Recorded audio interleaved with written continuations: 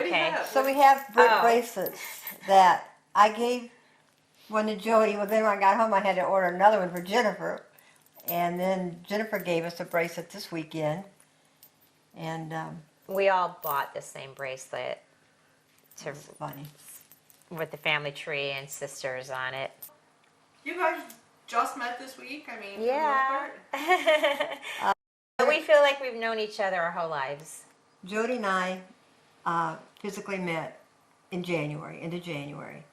And then when she came in the picture, this is the first time that all three of us have been together. Jody and I had not met Jennifer yet. Fran and I met within 2 weeks of finding out about each other. Wow. Wow. And then within a month, we found another baby sister and a brother.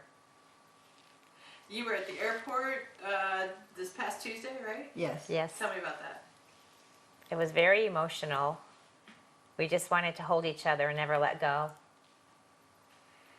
You saw them. You came in, right? She came in, Jennifer came in first. Okay. And so when I came in and saw Jody, I was speechless. And when someone asked, how do you feel? Like there is no words how you can feel. It is just like so surreal. It's pretty amazing when you've searched all your life for siblings that you knew that were out there, 8 of them, or 7 of them, and finally seeing some piece of the puzzle or a piece of your heart getting filled finally. This all started with Ancestry, or you tell me. Yeah. I registered a year and a half ago on Ancestry. What was that? I'm sorry. A year and a half ago, I registered on Ancestry, DNA, and got my results back, and so did a lot of cousins. And so I tried to find some, and with a brother in Hawaii, that kind of, I felt was going on a wrong track. So it was in January this year, where she had registered in the summer of July on another site, My Heritage. So she wasn't in the picture yet. So when Jody registered, and she got her results back in January, it showed immediate family. So she contacted me, and we talked, and I was down here. I had a trip planned for Florida anyway. So we were down here in probably a week's time and met. We talked and talked and talked on the phone. Immediate connection. The bond was there, and it's so hard to describe because we all have our adopted families who will always be our family, but the connection's just not there. I always just felt alone, like I had no one really, even though I had a large loving family. But the bond, when you have a blood family member, it's just the connection is Different. it's just an amazing thing that it's so hard for us to explain. The conversation is complete. Like you meet a stranger or you meet somebody that you're not so close to, and sometimes you struggle, either on the telephone or in person. You struggle with a conversation at points, and this just doesn't stop. It's like we're so connected, like we grew up together all our lives. We're so comfortable with each other. I mean, we're just trying to do all the things sisters would normally do together, and We've we done a just lot. relate. We have so many similarities, and We you know, answer the same things. Like, we were asked last night how we enjoyed the Polish restaurant we went to. And will we go back? And we both, all three at the same time, oh yeah. well, it course. was kind of like yes. We all said yes. The excitement, together. Yeah. And when you saw each other, I mean, the facial features. We're just staring in each other's eyes in disbelief. I think I grabbed your face a couple times in the airport. So And then our daughters were saying, we can't believe, I've never seen my mother's eyes in anyone else. And then our brother is the same way. We look at him, and I just cried all day when I saw his picture because I was like, that's my brother. And then I had doubts that he was a full brother. I thought, well, maybe we share the same mother. And then through the DNA measurements, it definitely, our test results show that we all have the same mother and father. My daughter, back in high school, looked so much like Jody. You can't tell them apart. I send the pictures to about everyone I know, and they were like, okay, well, let's see her picture. Well, I said, that is her picture next to me. Well, no, let's see your picture. This is the same person. I'm like, no, it's not. This is my niece and this is me. And I mean, if I had a glance twice at him, because I honestly couldn't even tell that wasn't me, the picture of her daughter. It was amazing. And her And then my son recently passed away, and when I saw pictures of my brother for the first time, I'm like, oh my gosh, the resemblance was uncanny. But then his wife sent me a picture, and then I have a picture of my son, and the mannerisms, how they're standing in their hands, like they're the same. And it was like, I even, like he has a lot of friends that are still, they're heartbroken. So when I shared the resemblance of them, they're like, that's so unbelievable, because I didn't share my adoption story, with everybody. So they didn't know it. So when they saw that Mark had a uncle that looked just like him, they thought it was really cool. Yeah. Speaking of your son, you said, yeah, a little, it was tough for you. You were going through a hard time, and then all of a sudden, kind of talk me through that. I was really heartbroken. When you lose a child, it's a piece of you that is totally gone forever. And it's just nothing that you're going to replace. And I thought I was doing good and moving ahead, but clearly you're not. So when they were introduced, when they found me and said, we're your siblings, your heart just fills up. And it doesn't replace the void, but it gives you another purpose in life. It makes you smile again. And even my husband said, I thought I'd never see you smile again. It's so good to see you smile, because you just, part of you is gone when you lose a son. And now I've got a new void and a new purpose. We've all cried so many tears. I've never had so many happy tears in my life.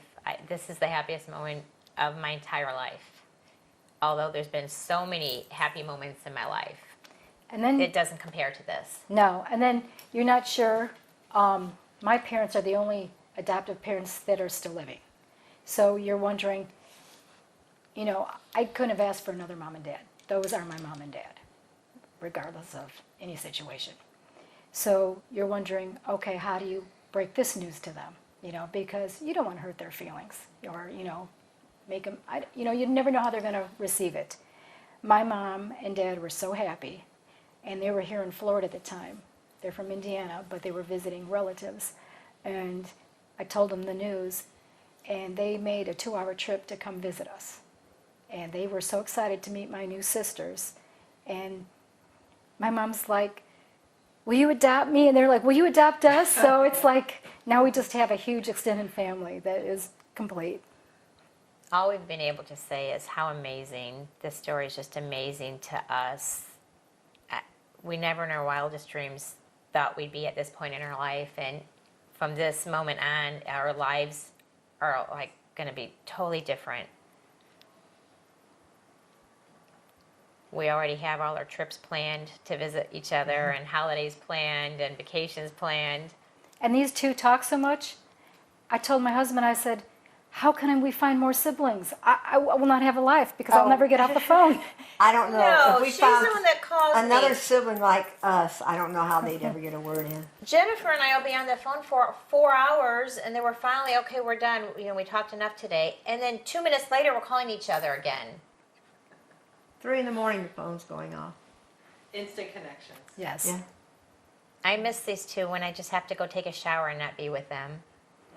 And then we ordered pizza last night, and her husband says, what do you want on your pizza? And I said, I'm not picky, anything, except I don't really care for black olives. And she's like, what? What'd you say? Jody's like, well, say it louder. And I was like, I really don't care for black olives. She's like, I don't like black olives either, And we all have a sweet tooth. We all like our candy. It's terrible. We all like the same colors. We like to do the same things.